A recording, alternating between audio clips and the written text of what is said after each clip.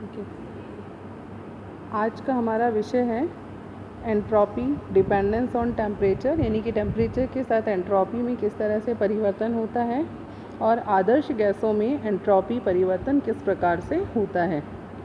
तो दो टॉपिक्स आज हम देखेंगे। First we will start with temperature dependence of entropy. इसमें पहला पॉइंट हम देखते हैं जिसमें कि कांस्टेंट वॉल्यूम पर, यानी कि स्थिर आयतन पर टेम्परेचर के साथ एंट्रोपी में होने वाले परिवर्तन को हम देखेंगे। जब स्थिर आयतन रखा जाता है और तापमान के साथ एंट्रोपी परिवर्तन हम ज्ञात करते हैं तो इसे CV और T के अनुपात के रूप में भी लिखा जाता है, जहाँ पर कि CV स्थिर आयतन पर हीट कैपेसिटी है और T एब्सोल्यूट टेम्परेचर है। यदि तापमान का मान T1 से T2 तक चेंज होता है तो इसे इंटीग्रेशन के फॉर्म में हम लिखेंगे, क्योंकि हम T1 से T2 की टेम्परेचर रेंज में हमें एंट्रोपी परिवर्तन ज्ञात करना है, तो हम इसका इंटीग्रेशन करते हैं। तो डेल एस का मान होगा integration with in the limit T1 से T2 CV by T dot dt। ये माना जाता है कि इस टेम्परेचर रेंज में जो CV है, यानी हीट कैपेसिटी है, वो टेम्परेचर पर डिपेंड नहीं करती है। तो जब ये टेम्परेचर पर डिपेंडेंट नहीं है तो हमें इसे कांस्टेंट मान लिया और बाहर इंटीग्रेशन से बाहर हमने इसे ले लिया। तो अब हमारे पास केवल टर्म जिसका इंटीग्रेशन हमें करना है वो टेम्परेचर है dt बाई टी। तो जब दो लिमिट्स पर इसका इंटीग्रेशन हम करते हैं तो ये होता है लोअर लिमिट माइनस अपर लिमिट माइनस लोअर लिमिट। तो इसे इस प्रकार भी लिखा जा सकता है CV ln T2 by T1 log to the base E। जब इसे log टू द बेस 10 में कन्वर्ट करेंगे तो ये हो जाएगा 2.303 CV log to the base 10 T2 by T1। और for n moles of entropy change, number of moles अगर n है तो उनके लिए एंट्रोपी चेंज होगा del S is equal to 2.303 NCV log to the base 10 T2 by T1। Second हम देखते हैं कांस्टेंट प्रेशर पर एंट्रोपी में किस प्रकार से परिवर्तन होता है। स्थिर दाब पर एंट्रोपी में होने वाला परिवर्तन, इसे del S by del T at constant P लिखते हैं, जो किसके बराबर होता है CP, यानी heat capacity at constant pressure and temperature के रेशियो के बराबर होती है। यहाँ पर भी क्योंकि यहाँ पर इनिशियल और फाइनल टेम्परेचर अलग अलग हैं, तो इस टेम्परेचर रेंज में हमें एंट्रोपी परिवर्तन निकालना है, तो हम इसका इंटीग्रेशन करेंगे। अगेन जैसे हमने वहाँ पर पहले CV को कांस्टेंट माना था इस टेम्परेचर रेंज में, तो यहाँ पर भी ये माना जाता है कि इस टेम्परेचर रेंज में CP टेम्परेचर पर डिपेंड नहीं करता है। तो CP को भी हम इंटीग्रेशन से बाहर ले लेते हैं और बाकी हमारे पास जो इंटीग्रेशन वाली वैल्यूज़ है जिनका इंटीग्रेशन करना है वो dt बाई टी है। तो upper limit minus lower limit CP log to the base E T2 by T1। अब इसको log टू द बेस 10 में कन्वर्ट करेंगे तो ये हो जाएगा 2.303 CP log to the base 10 T2 by T1। For n mole of gas हम इसे n नंबर ऑफ मोल से मल्टीप्लाई करेंगे तो 2.303 NCP log to the base 10 T2 by T1।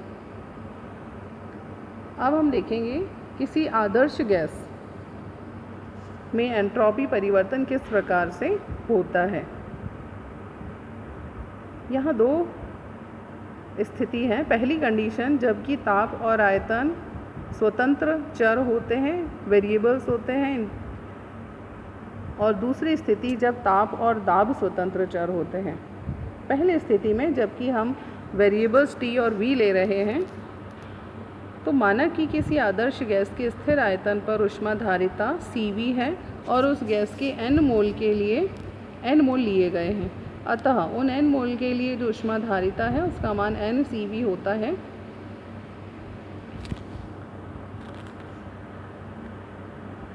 यहाँ पर हम ऊष्मा परिवर्तन को द्वितीय नियम के अनुसार ds बराबर होता है dq रिवर्सिबल, यानी किसी उत्क्रमणीय प्रक्रम के लिए एंट्रोपी परिवर्तन ds बराबर dq रिवर्सिबल बाई t दिया जाता है।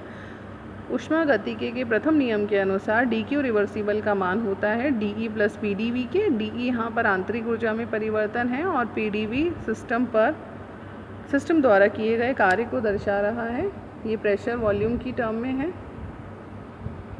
प्रथम नियम के अनुसार डी क्यू रिवर्सिबल बराबर D E plus P D V. हम जानते हैं कि सी वी बराबर होता है D E by D T at constant volume, यानी स्थिर आयतन पर तापमान के साथ आंतरिक ऊर्जा में होने वाला जो परिवर्तन है उसे सी वी से दर्शाते हैं।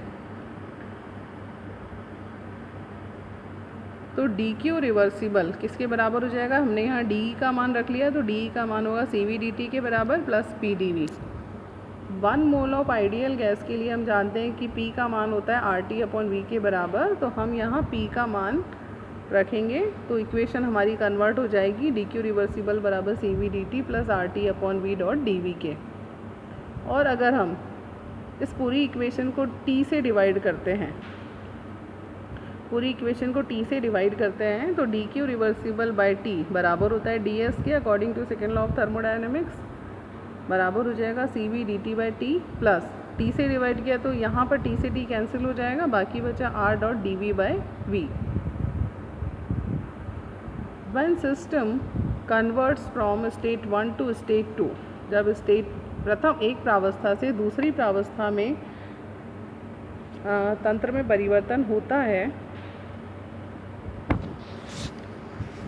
तब एंट्रोपी चेंज डेल एस का मान हमने अभी देखा था, सी वी T1 से T2 D T by T हमने लिखा प्लस आर V1 से V2, यहाँ पर ये वॉल्यूम परिवर्तन को दर्शा रहा है। V1 से V2, आर एक गैस कांस्टेंट है और चेंज हो रहा है आयतन में, इसलिए उसको हमने इंटीग्रेशन के अंदर रखा है dV बाई वी।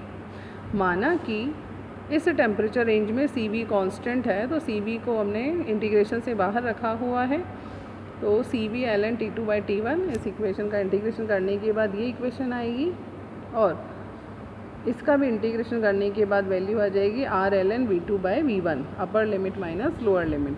अब हम इसका log टू द बेस 10 लिखेंगे, तो ये हो जाएगा 2.303 CV log to the base 10 T2 by T1 plus 2.303 R log to the base 10 V2 by V1। n moles के लिए हम इसको नंबर ऑफ मोल्स से मल्टीप्लाई कर देंगे इक्वेशन को, तो डेल एस बराबर N C V ln T2 by T1 plus N R ln V2 by V1। इससे ये कंक्लूजन निकलता है, हम ये निष्कर्ष निकालते हैं कि एक आदर्श गैस की एंट्रोपी में परिवर्तन होता है जब उसकी स्टेट प्रारंभिक अवस्था से अंतिम अवस्था में जाती है,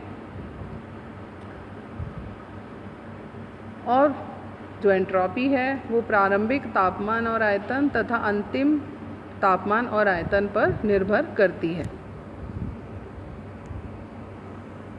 दूसरी कंडीशन हमने ली जब वेरिएबल्स हैं तापमान और दाब।